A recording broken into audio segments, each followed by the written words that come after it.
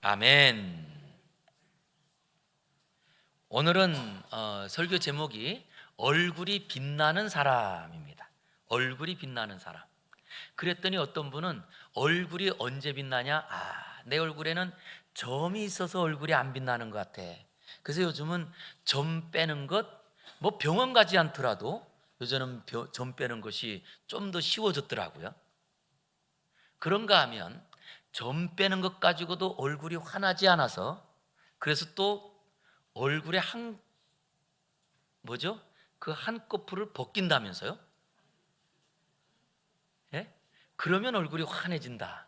그런데 여러분, 아무리 얼굴이 백옥 같다 할지라도 인상을 쓰고 짜증내는 얼굴이 빛나던가요?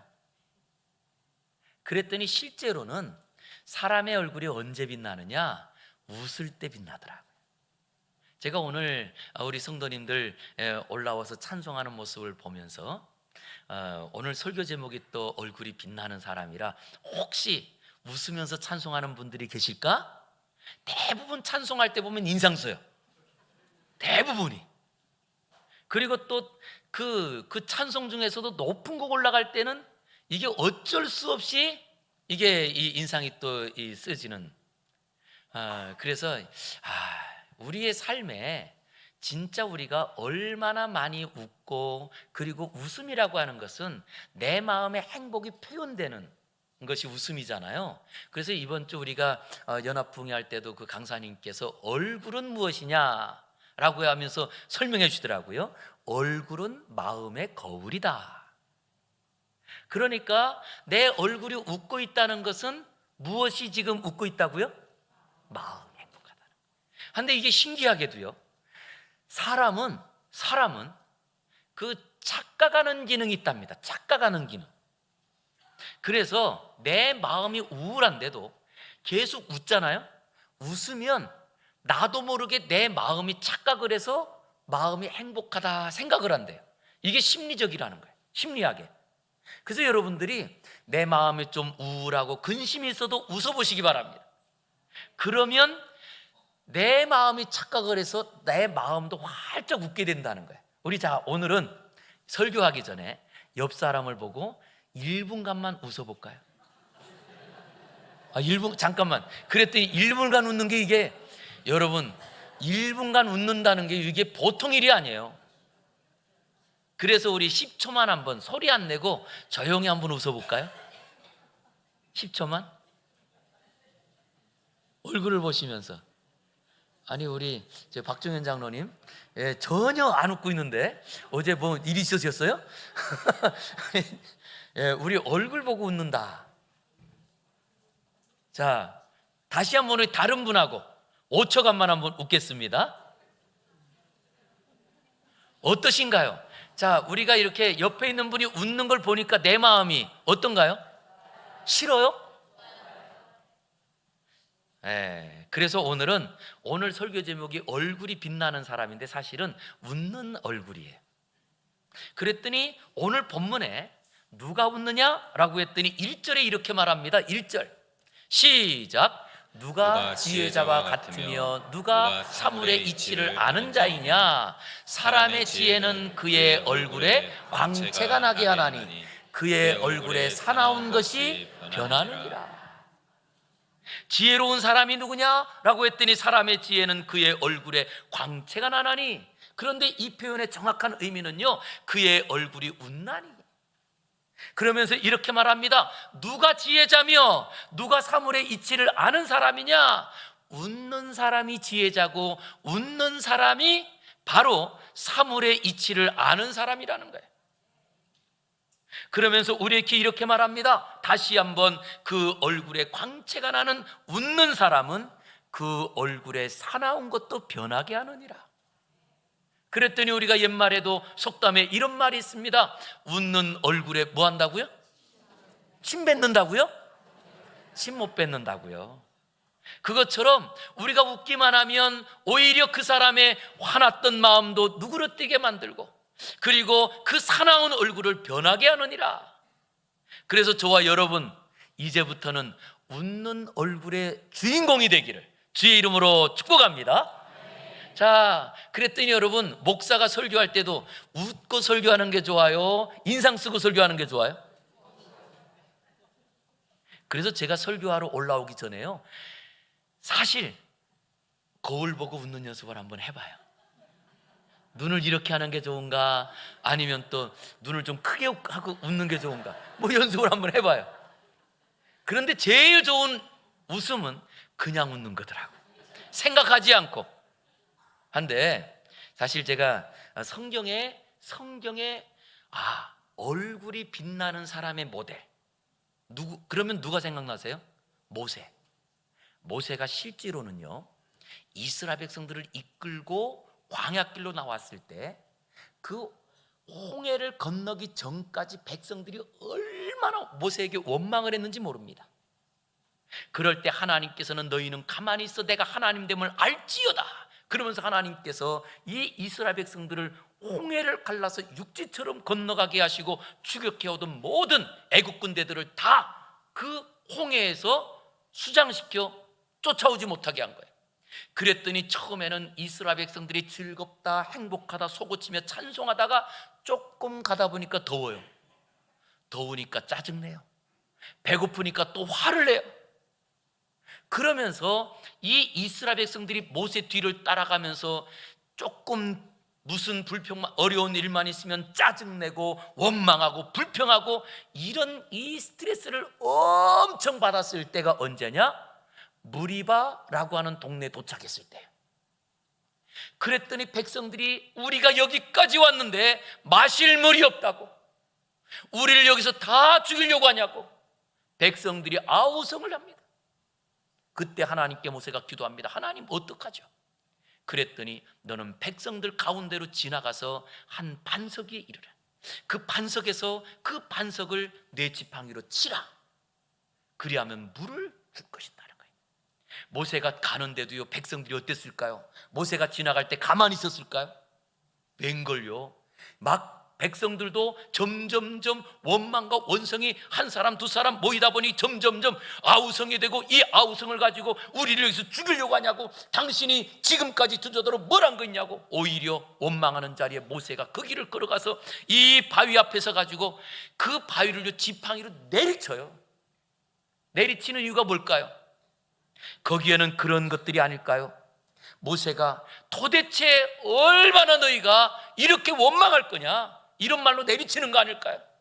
거기에 갖고 있는 건 성경에는 안 나와 있지만 도대체 언제까지 이렇게 원망하고 불평할 거냐고, 차라리 믿음이 없으면 따라오지 말지 왜 따라와서 원망하냐고, 이런 얘기 아닐까요?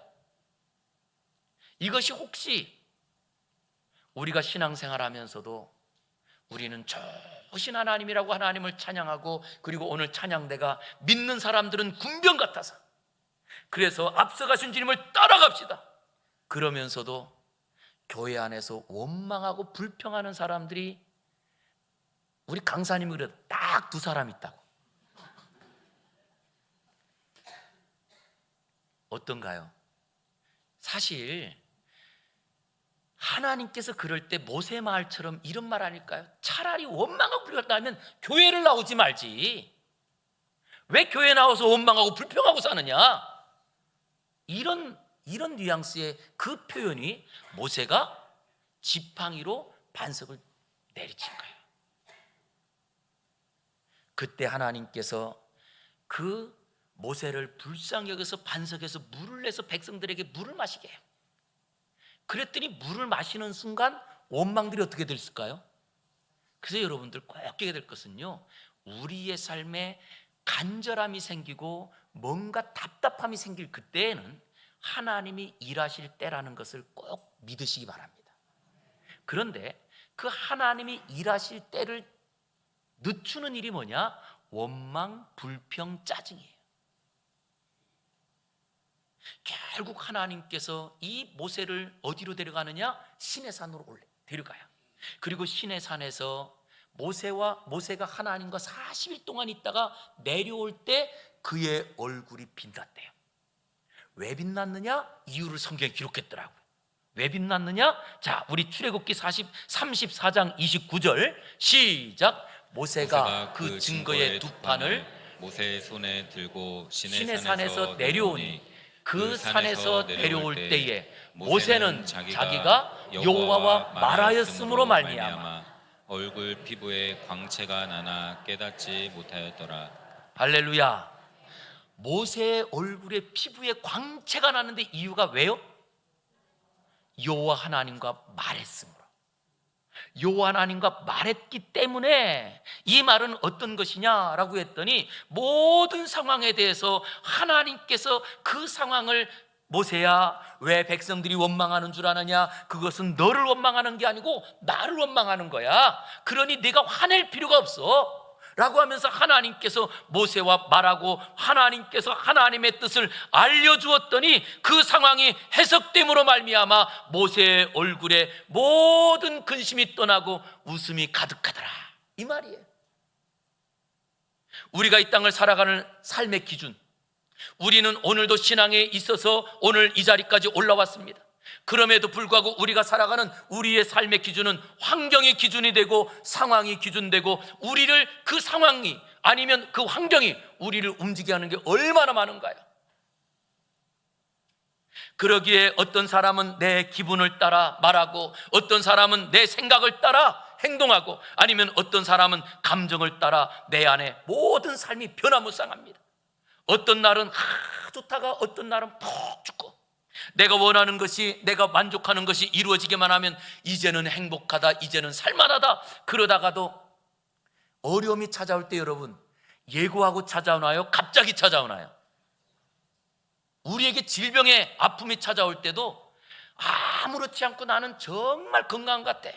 그러다가도 갑자기 병원 갔더니 암이요, 갑자기 찾아오거든요.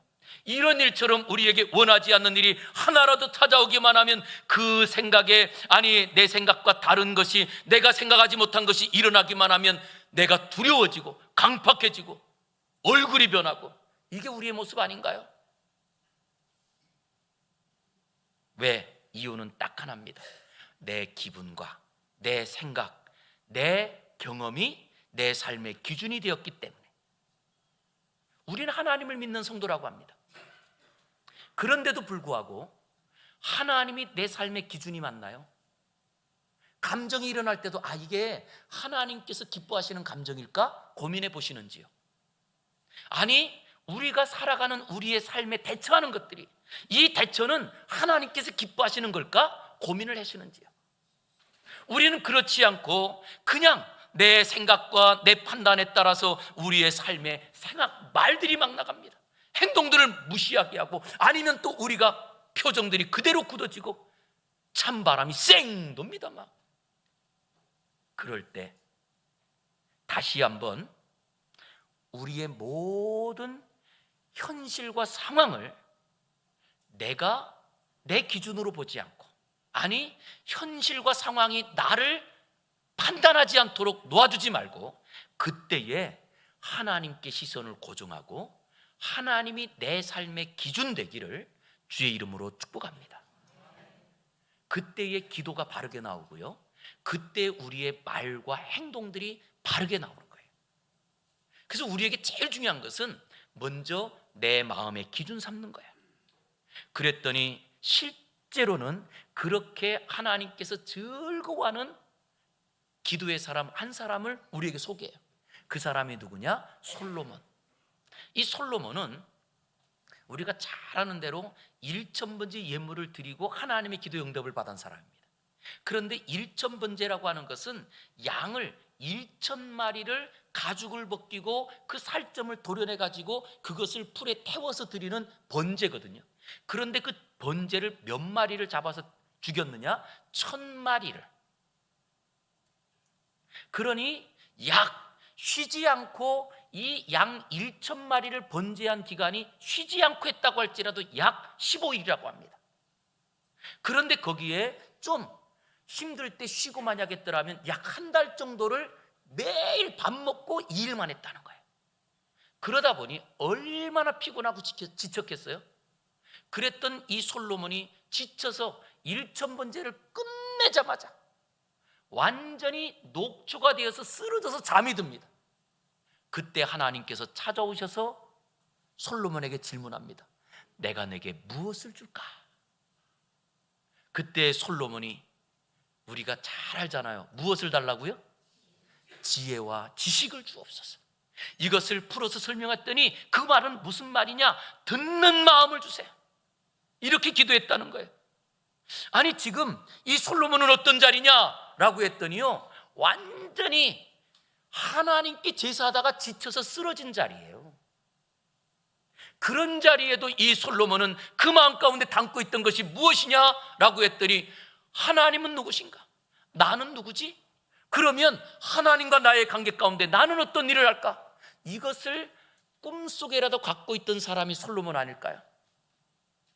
저는 우리 사랑하는 성도님들이 교회에서 이렇게 신앙생활하는 자리에는 반드시 섬겨야 되는 헌신의 자리 필요합니다. 그런 자리에서 목사도 설교하는 것이 헌신이거든요. 그뿐만 아니라 우리 장로님들의 헌신, 아니면 또 우리 찬양대나 교사나 아니면 또 여러 헌신하는 자리 다 있습니다. 그런데 헌신을 하면 할수록 사람은 지치게 마련이에요. 이게 사람이거든요. 그렇게 봉사하는 자리에 무엇이 남느냐라고 하는 거예요. 무엇이 남느냐?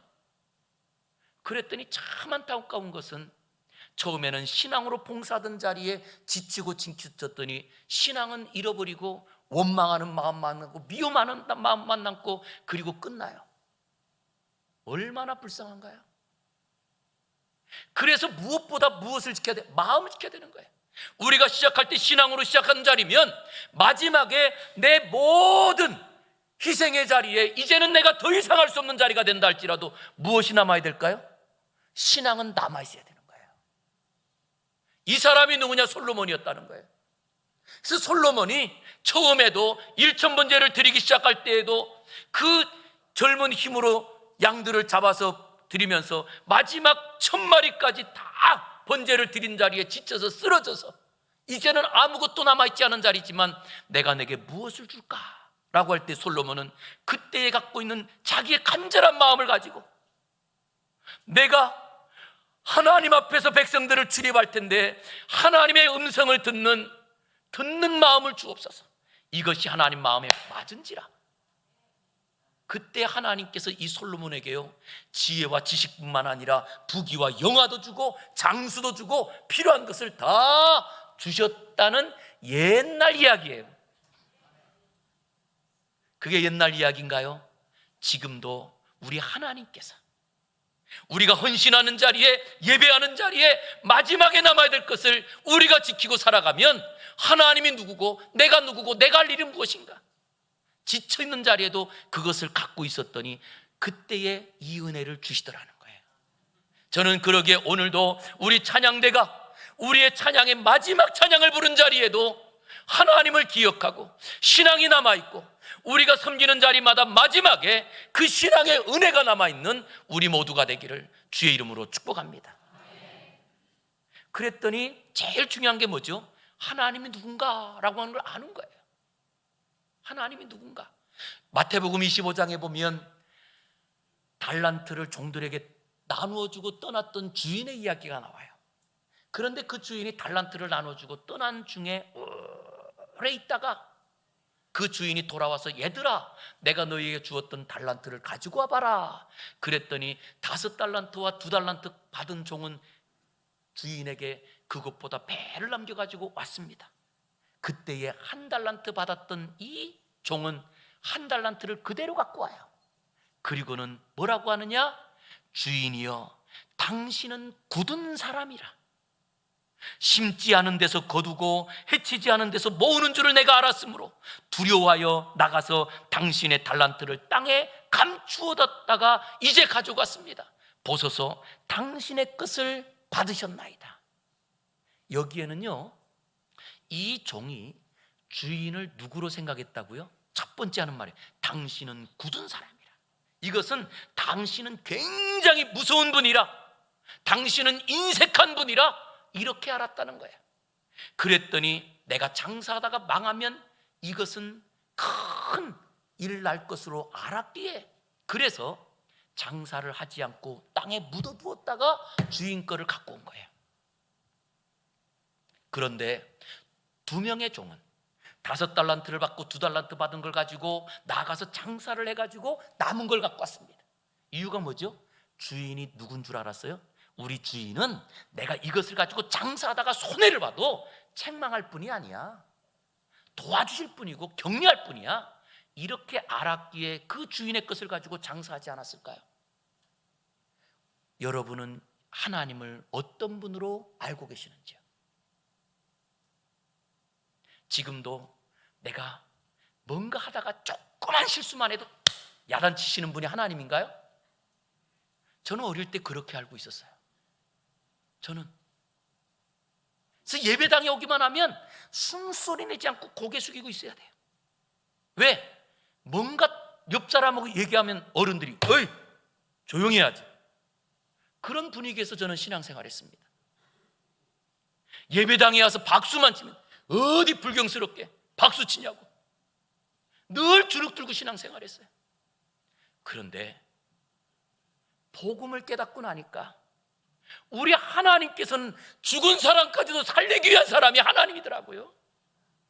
실수하고 어렵다 할지라도 괜찮다, 그 사람을 일으켜주는 분이 하나님이더라고요. 그래서 우리 하나님은 어떤 분이냐, 저는 제 마음속에 실수해도 실수한 것을 바꾸어서 좋게 만드시는 분이 내가 믿는 하나님이에요. 저는 그래서 어떻게 사느냐, 솔직히 제 마음에 주시는 마음을 따라 하나님이 이거 기뻐해, 그러면 그거 합니다. 그냥. 왜? 그러다가 실수해도 하나님께서 좋게 바꾸실 줄 믿으니까. 이게 제 행동 스타일입니다. 어떨 땐 그래서 많은 분들이 보면서 장 목사님은 너무나 과격하고 어떨 땐 너무나 즉흥적이야, 이런 말도 들어요. 어때요? 좀 그런 말 들으면. 나는 내 하나님, 이 땅의 모든 것을 말씀으로 이 세상을 창조하셨고, 그리고 죽은 사람도 살리시고 우리가 연약한 자리에 말씀 한마디로 고치신 그 하나님을 난 믿거든요.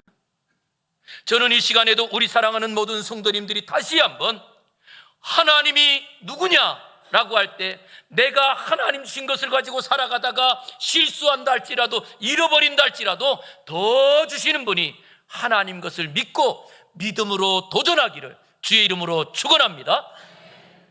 바로 그 사람이 누구냐? 솔로몬이었던 거예요. 그래서 솔로몬은 뭐라고 하느냐? 오히려 그 자리에서 그는 하나님이 무엇 줄까라고 할 때, 하나님은 내 아버지 다윗을 왕으로 삼으신 분이요, 그러게 우리나라의 왕은 진짜 하나님이십니다. 그러게 하나님, 내가 지금 왕으로 이제 임명을 받았다 할지라도 하나님이 왕이시니 하나님의 말씀을 듣는 사람 되게 해주세요, 이렇게 고백을 했던 거예요. 그때에 하나님께서 이 솔로몬에게 은혜를 줍니다. 은혜라는 건 언제 오느냐? 은혜는요, 격차가 벌어질수록 은혜가 큽니다. 격차가 벌어질수록.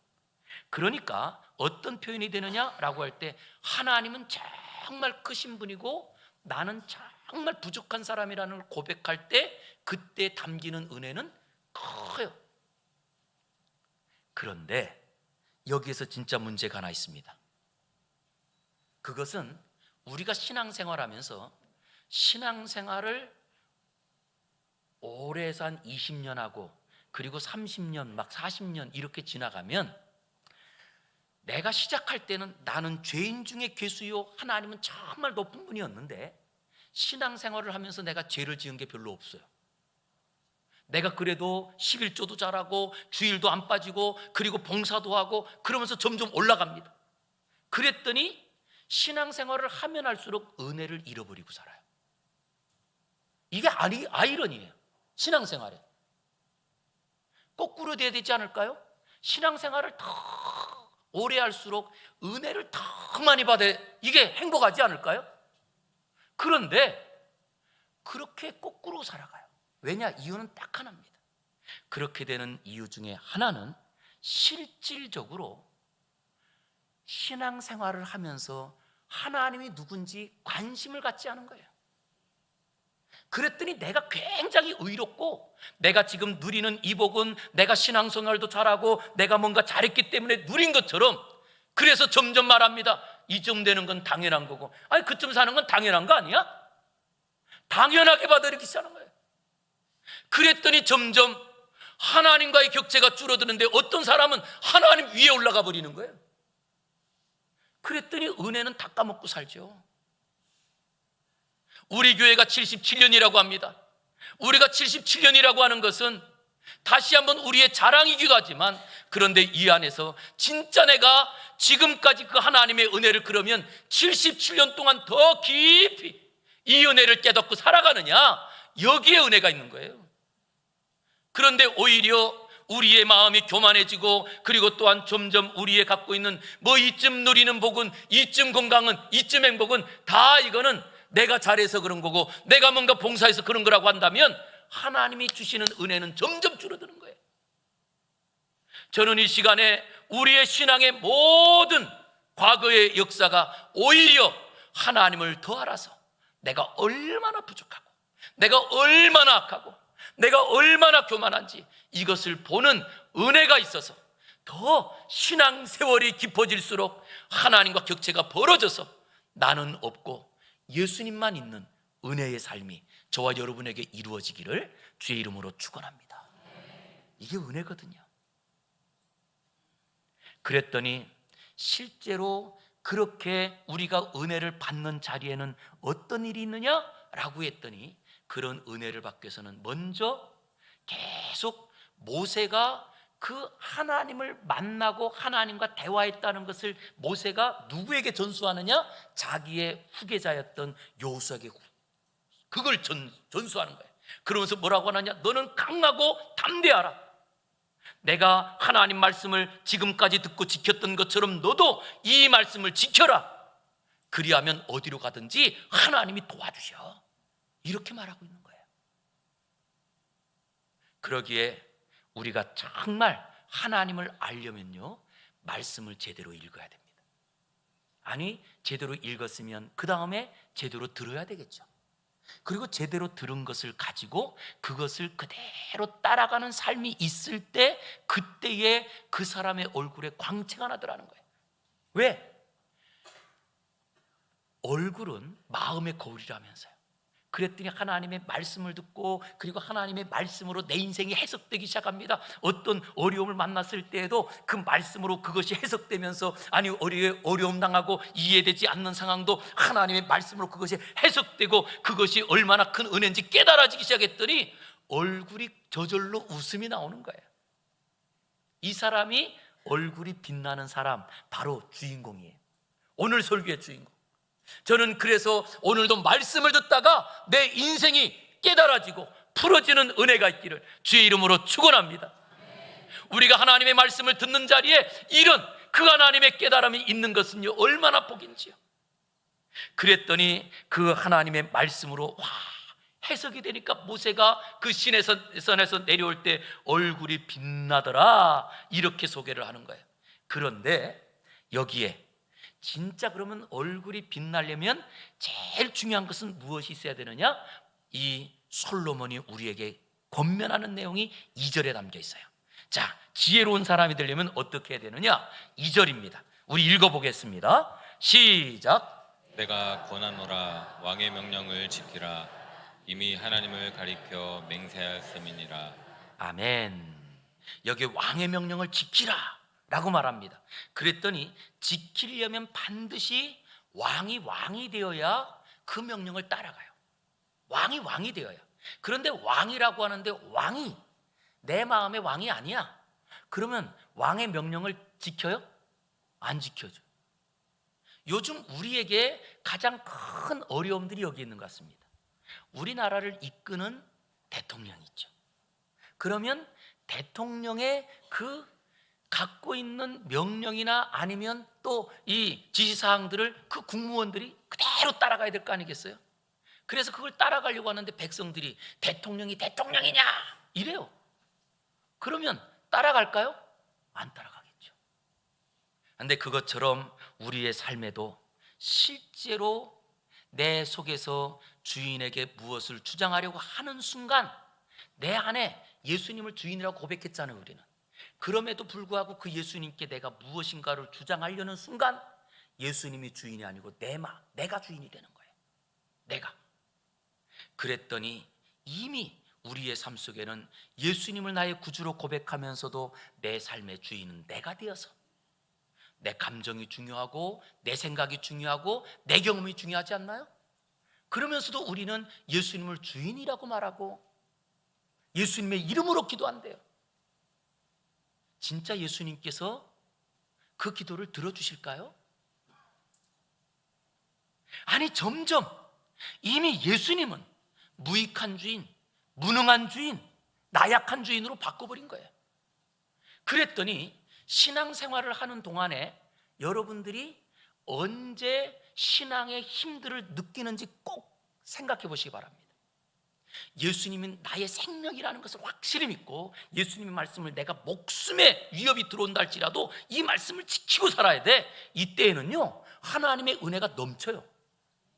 그런데 말씀을 아무리 들어도 내 생각을 따라, 아이고 이거는 목사님이니까 그런 말 하는 거야, 아이고 이거는 나한테 하는 말이 아니고 저 장집사한테 하는 말이야, 그러면서 내 스스로 하나님의 말씀을 판단하네요. 그 순간 내 주인은 예수님인가요? 난가요? 나죠.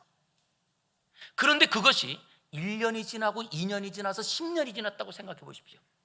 이미 말로는 예수님이 나의 주인이라고 하면서 이미 내 주인은 난 거예요. 그래서 여러분, 습관이 얼마나 무서운지 여러분들 아셔야 돼요. 그것이 우리의 습관이 됐단 말이에요. 그래서 말씀을 안 따라가는 성도들이 얼마나 많은지, 말씀을 무시하고 무능한 주인으로, 나약한 주인으로 예수님을 그래도 믿기는 믿어. 예수님을 나의 왕이래. 그런데 왕이라고 하면서 절대 왕을 따라가지 않아요. 이런 사람들이 너무나 많은 거예요. 그 자리에 하나님의 능력, 하나님의 은혜가 있겠습니까? 그러기에 다시 한번 내가 권하노니 왕의 명령을 지키라. 예수님을 나의 왕으로 고백하고 그리고 그 예수님을 왕으로 고백하며 너는 고백하라. 무익한 종이여니 말씀만 없어서 따라가겠습니다. 그리고 그걸 따라가라는 거예요.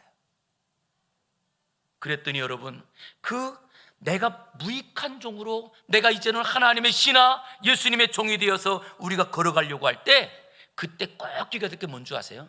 우리 한번 따라하겠습니다. 내 안에서 일어나는 감정을 조심하자. 무엇을 조심하자고요? 감정.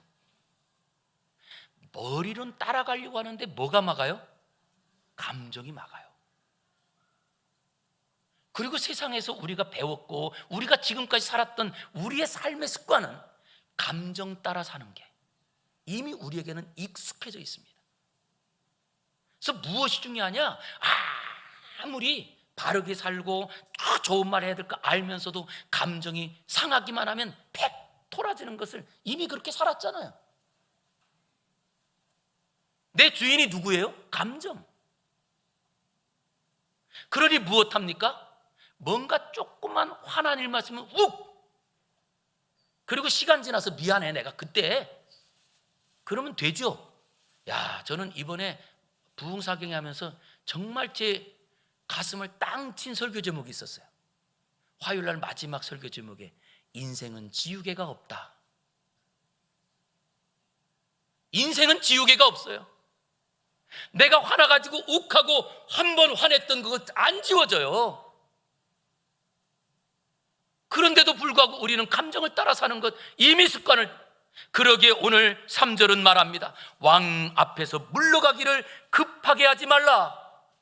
왕 앞에서 물러가기를 급하게 하는 사람은 왜 물러가느냐? 라고 했더니 왕의 말이 싫기에 안 갑니다.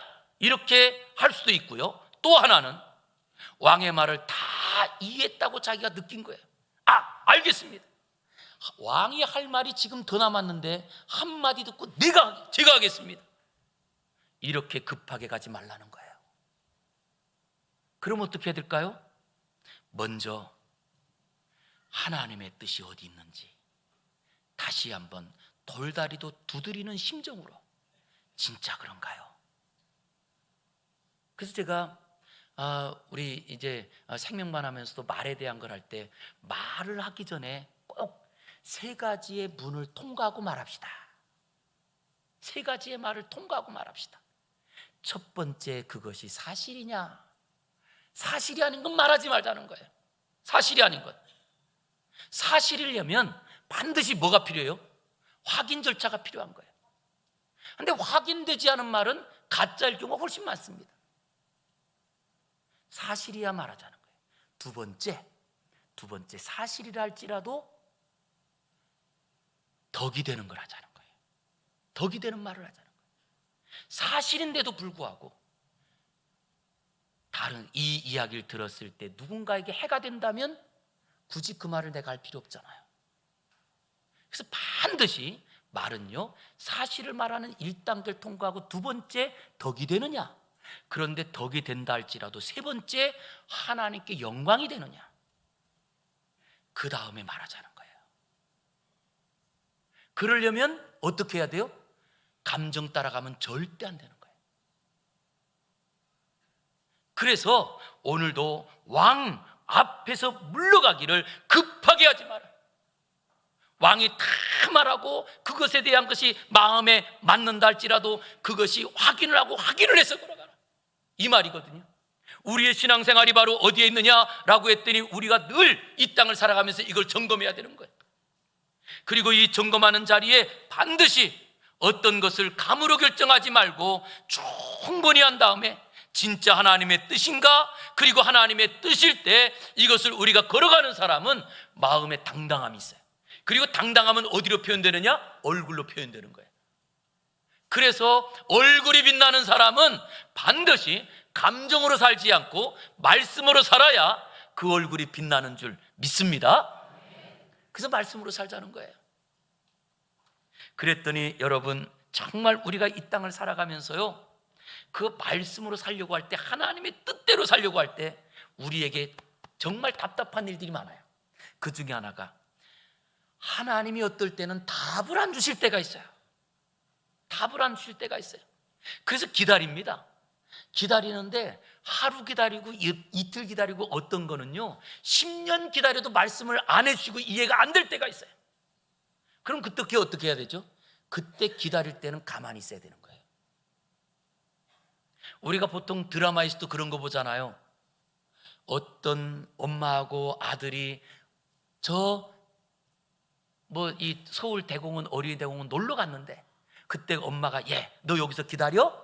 그리고 내가 가서 아이스크림 사올게? 그랬어. 그리고 엄마가 아이스크림을 사러 갔어요. 그런데 사러 갔더니 마침 거기가 아이스크림이 떨어졌네. 그런데 아들한테 약속한 것이 있어 다른 데까지 가서 사갖고 오다 보니까 시간이 좀 길어졌네요.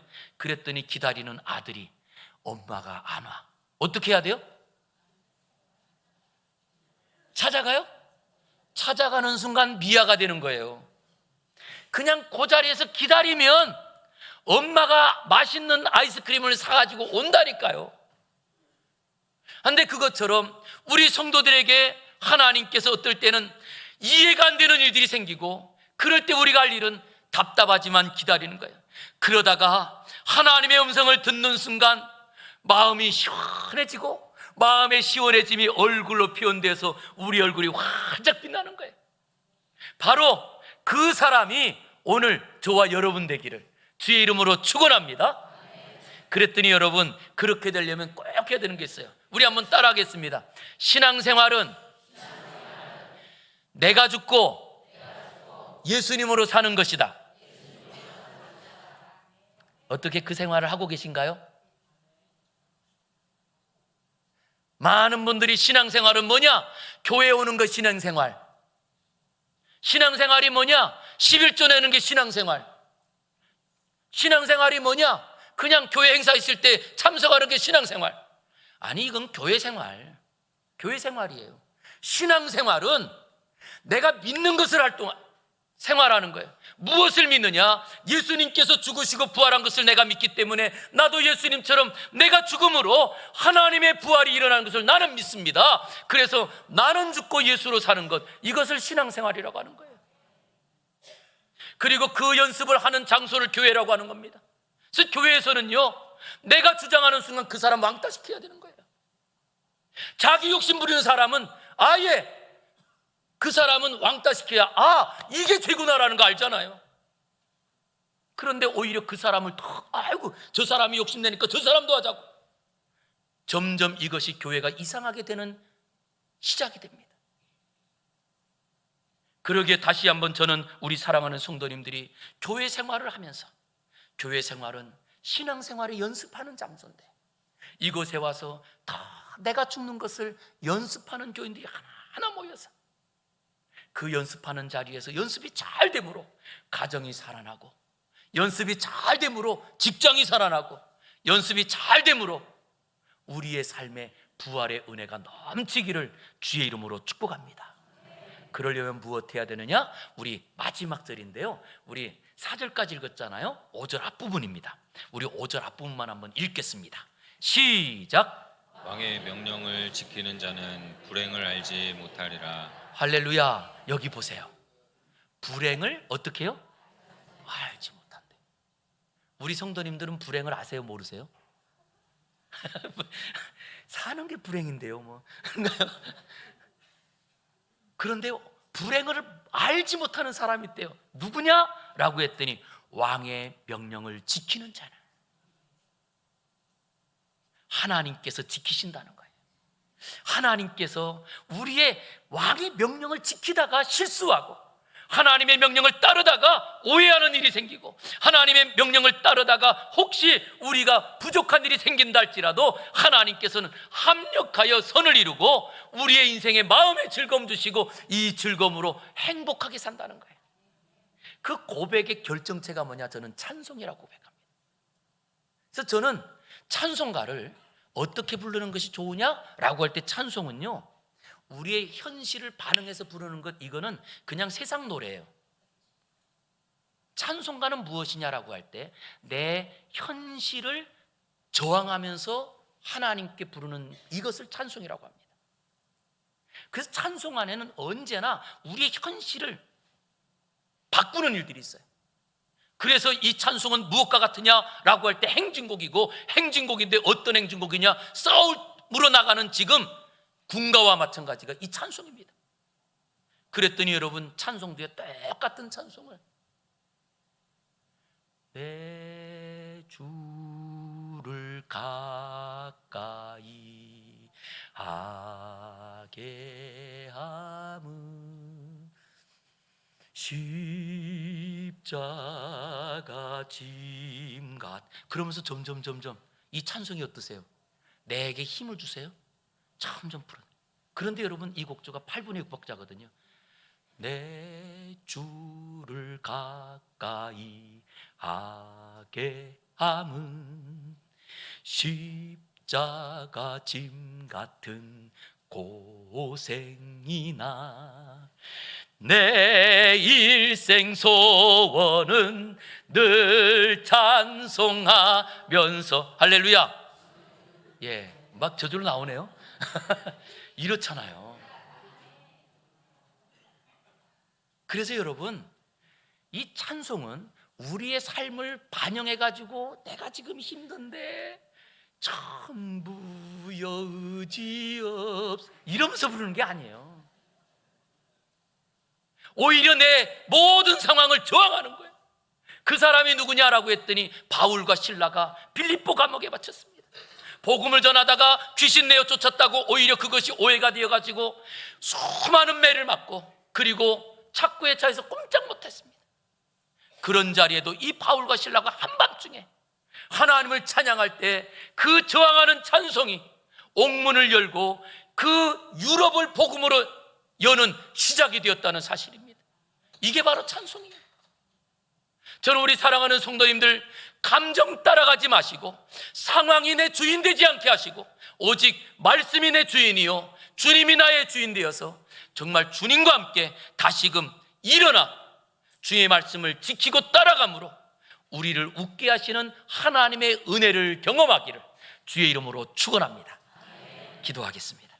거룩하신 아버지 하나님, 감사합니다. 오늘도 우리에게 다시 한번 세상을 살아가며 웃을 일을 잃어버렸고 세상 가운데 염려 걱정으로 살아가던 자리에 이제는 얼굴이 빛나는 사람으로 우리를 부르셨사오니 주여, 날마다 찬송하고 날마다 기뻐하며 이제는 하나님의 자녀로 살게 하여 주시옵소서. 이 땅에서 이기는 주의 백성 되게 하여 주시길 원하옵고 예수님 이름으로 기도 올리옵나이다. 아멘.